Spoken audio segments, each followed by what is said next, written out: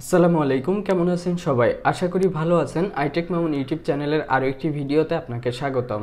আজকের ভিডিওর বিষয় হলো আমরা iOS 16 যখন আপডেট করতেছে, আপডেট করার পরে আমাদের ফোনে কিছু সমস্যা দেখা দিচ্ছে।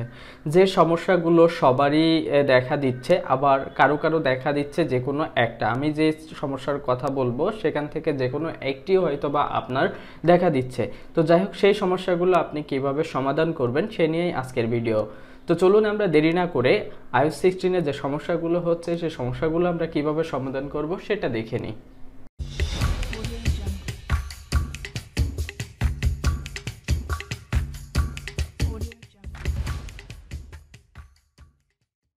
iOS 16 আপডেট করার পরে প্রথম এবং প্রধান যে সমস্যা হচ্ছে সেটা হলো ব্যাটারি ড্রেন।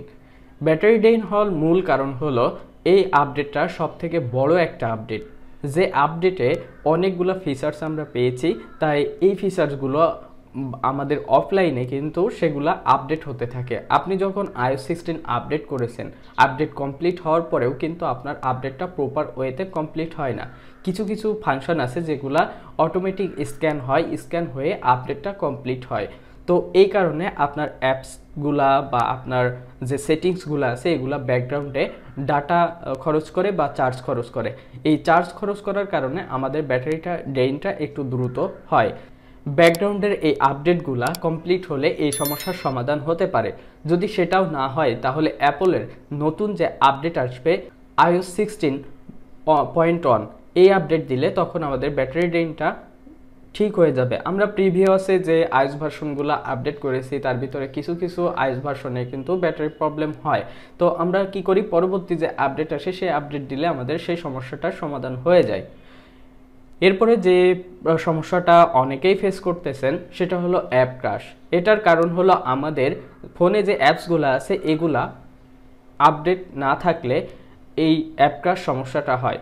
যেমন আমাদের ফোনটা এখন বর্তমানে iOS 16 আপডেট আছে, কিন্তু আমাদের ফোনে যে অ্যাপস আমরা ইনস্টল করেছি সেটা iOS 15 এর জন্য পারফেক্ট ছিল। তো ফোন iOS আপগ্রেড হওয়ার সাথে সাথে অ্যাপসগুলোও আপডেট হয়। তো এই অ্যাপসগুলো যদি আপনি আপডেট করেন তাহলে আপনার সমস্যার সমাধান হয়ে যাবে। তো অ্যাপসগুলো আপডেট করবেন, আপনার অ্যাপ স্টোরে চলে যাবেন। অ্যাপ স্টোরে আসার পরে আপনি আপনার যে আপডেট সেকশন আছে এইখানে দেখুন যে অনেকগুলো অ্যাপস থাকবে অ্যাকাউন্টের ভিতরে। তো এখানে এই অ্যাপসগুলো আপনি যতক্ষণ না পর্যন্ত আপডেট করবেন, যেগুলো আপডেট চাইবে সেগুলো আপডেট না করা পর্যন্ত আপনার এই ক্রাশ হবে। যদি আপডেট করার পরেও আপনার সমস্যার সমাধান না হয়, স্পেসিফিক যেমন ইনস্টাগ্রাম, তারপরে মেসেঞ্জার, হোয়াটসঅ্যাপ, এইগুলা যদি সমস্যা হয় তাহলে আপনি এই অ্যাপসগুলা আনইনস্টল করে নতুন করে আবার ইনস্টল করবেন। তৃতীয় যে সমস্যা, আইফোন আপডেট করার পরে অনেকেরই নেটওয়ার্ক স্লো হয়ে যাচ্ছে। ওয়াইফাই নেটওয়ার্কটা অনেক স্লো হয়ে যাচ্ছে বা প্রপার ওয়েতে কাজ করতেছে না। একটু ডিস্ট্যান্সে গেলেই নেটওয়ার্কটা ছেড়ে দিচ্ছে, মানে ওয়াইফাইটা ছেড়ে দিচ্ছে। তো এটা সমাধান করতে হলে আমাদেরকে ওয়াইফাই ডিসকানেক্ট করে নিতে হবে। প্রথমে আমাদের যে কানেক্টেড ওয়াইফাই আছে ওয়াইফাইয়ের ভিতরে আমরা যাব। ওয়াইফাই যে এখান থেকে আই বাটনে ক্লিক করে এটা আমরা ফরগেট দিস নেটওয়ার্ক দেব। ফরগেট দিস নেটওয়ার্ক দিয়ে আবার নতুন করে রিজয়েন করব। যদি নতুন করে রিজয়েন করলেও না হয় সেক্ষেত্রে আপনাকে একটু নেটওয়ার্কের যে রিসেট আছে এটা করে নিতে হবে। নেটওয়ার্ক রিসেটটা আপনারা পাবেন জেনারেল অপশনে। জেনারেলে চলে যাবেন, একটু নিচে গেলে দেখবেন যে ট্রান্সফার অর রিসেট আইফোন। তো এটার উপর ক্লিক করবেন, এখান থেকে রিসেট যেটা আছে এটাতে ক্লিক করবেন এবং এখান থেকে রিসেট নেটওয়ার্কে ক্লিক করবেন। করার পরে আপনার পাসওয়ার্ড দিতে বলবে, আপনি পাসওয়ার্ডটা দিয়ে দিবেন। দেওয়ার পরে আপনার রিসেট নেটওয়ার্ক সেটিং বলবে এবং পরবর্তীতে আবার কনফার্ম রিসেট নেটওয়ার্ক সেটিং দিতে বলবে। তো এটা করে নিলে আপনার আইফোনের যে ওয়াইফাই সমস্যা হচ্ছে এই সমস্যাটার সমাধান হয়ে যাবে। চতুর্থ যে সমস্যা হচ্ছে সেটা হলো ব্লুটুথ। ব্লুটুথ সমস্যার সমাধান আমরা সেমভাবে করতে পারবো, তবে আমাদের সর্বপ্রথম আমাদের ব্লুটুথটা ডিসকানেক্ট করে নিতে হবে, নিয়ে আবার নতুন করে অন করতে হবে। যদি অফ করে অন করেও না হয় তাহলে আমাদের ব্লুটুথ সেটিংসে চলে যেতে হবে। ব্লুটুথ সেটিংসে যাওয়ার পরে এখান থেকে আমাদের যে কানেক্টেড ডিভাইসটা আছে এটাই যদি কানেক্ট না হয় তাহলে আমরা এখান থেকে ফরগেট দিস ডিভাইস করে দিব। দেওয়ার পরে আবার নতুন করে রিকানেক্ট করব। রিকানেক্ট করার পরেও যদি আপনার না হয়, ওয়াইফাই সেটিংস যেভাবে আমরা করছি ঠিক সেইভাবে আপনাকে করে নিতে হবে। তো সেটার জন্য সেটিংস থেকে জেনারেল যেতে হবে। জেনারেল থেকে একটু নিচের দিকে আসলে আমরা ট্রান্সফার অর রিসেট অপশন পাবো, এটাতে ক্লিক করব। রিসেটে ক্লিক করব, নেটওয়ার্ক রিসেট এটা করব। তো এটা করার পরে আপনার এই ব্লুটুথ সমস্যার সমাধান অবশ্যই ঠিক হয়ে যাবে। যদি এর পরেও আপনার সমস্যার সমাধান না হয়, তাহলে পরবর্তী যে আপডেটটা আসবে ইনশাল্লাহ সেই আপডেটে আপনার এই সমস্যার সমাধানটা হয়ে যাবে। এখন আসি, অনেকেই ওয়াইফাই ব্যবহার করেন না কিন্তু মোবাইলের ডাটা ইউজ করেন। মোবাইলে যে ডাটা থাকে এই ডাটা দিয়ে আপনি ভালো নেট পাচ্ছেন না। তো যদি আপনি এই ডাটাতে ভালো নেট না পান, নেট ডিসকানেক্ট হয়ে যায়, কিছু সময় পরে নো সার্ভিস দেখায়, তো এই ধরনের সমস্যা হলে আপনার সেলুলার আপডেট করে নিতে হবে। প্রথমে আপনি আপনার যে সিম নেটওয়ার্ক আছে বা সেলুলার ডাটা আছে এটা অফ করে অন করবেন, কিছু সময় রাখবেন, তারপরে অন করবেন। যদি এই অফ অন করে না হয় তাহলে আপনাকে এখান থেকে আপনার ফোনটা এরোপ্লেন মুড করতে হবে। তো এরোপ্লেন মুড অন করবেন, কিছু সময় রাখবেন 20-25 সেকেন্ড, রাখার পরে আবার এরোপ্লেন মুডটা অফ করে দিবেন। যদি এটা করার পরেও আপনার নেটওয়ার্ক খুব ভালো না হয়, নো সার্ভিস আসে, সেক্ষেত্রে আপনাকে ক্যারিয়ার আপডেট করে নিতে হবে। তো ক্যারিয়ার আপডেট করার জন্য সেটিংসে যেতে হবে, সেটিংস থেকে আপনার অ্যাবাউটে যেতে হবে, জেনারেল থেকে অ্যাবাউট থেকে এখানে আপনি একটু নিচে গেলে দেখবেন যে ক্যারিয়ার লেখা আছে।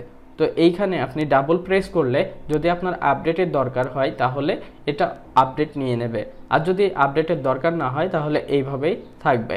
আমরা যখন এক মোবাইল থেকে অন্য মোবাইলে ডাটা শেয়ার করি পার্সোনাল হটস্পটের মাধ্যমে, তো এটাও যদি আমাদের সমস্যা হয় তাহলে আমরা কি করব, আমাদের যে ডিভাইসটি কানেক্ট আছে হটস্পটের সাথে সেই ডিভাইসটা আমরা ডিসকানেক্ট করব।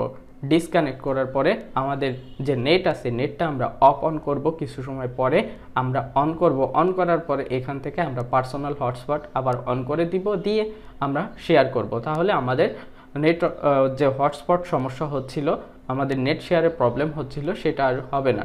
অনেকের iOS 16 আপডেট করার পরে তাদের ফোনটা র্যান্ডমলি রিবুট হচ্ছে, মানে অটো অন হচ্ছে আবার অফ হচ্ছে, বা অটো অফ হয়ে যাচ্ছে, কিছু সময় পরে আবার অন হয়ে যাচ্ছে। তো এরকম র্যান্ডম রিবুট হলে আপনার এই র্যান্ডম রিবুটটা সলভ করা দরকার। কারণ আপনি কোনো কাজ করতেছেন, এই সময় যদি আপনার ফোনটা রিবুট হয়ে যায় তাহলে কিন্তু সমস্যা।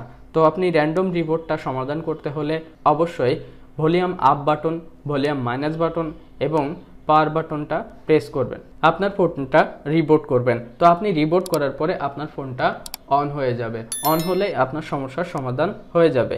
iOS 16 আপডেট করার পরে অনেকের স্ক্রলিং প্রবলেম হচ্ছে, যদি আমরা স্ক্রল করতে চাই তাহলে ল্যাগ করতেছে। তো এই সমস্যার সমাধান আমরা কিভাবে করব, আমরা চেষ্টা করব প্রথমে 2 ফিঙ্গার দিয়ে চেষ্টা করার জন্য।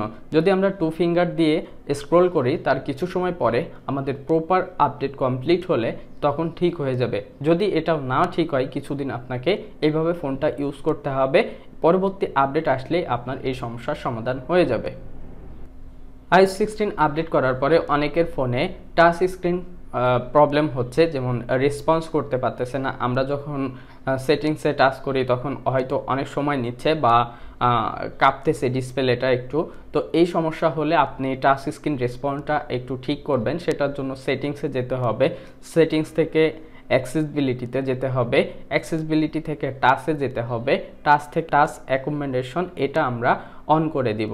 এটা অন করে দিলাম, এরপরে এখান থেকে ইউজ ইনিশিয়াল টাচ লোকেশন এটা আমরা অন করে দিব। এটা অন করার পরে আমরা একটু নিচের দিকে যাব, গিয়ে এখানে দেখতে পাবো সোয়াইপ গেস্টার আছে, সোয়াইপ গেস্টারটা আমরা অন করে দিব। সোয়াইপ গেস্টার অন করে দেওয়ার পরে আমরা এখান থেকে স্ট্যান্ডার্ড সিলেক্ট করে দেব। স্ট্যান্ডার্ড সিলেক্ট করার পরে আমরা এখান থেকে ব্যাকে আসব।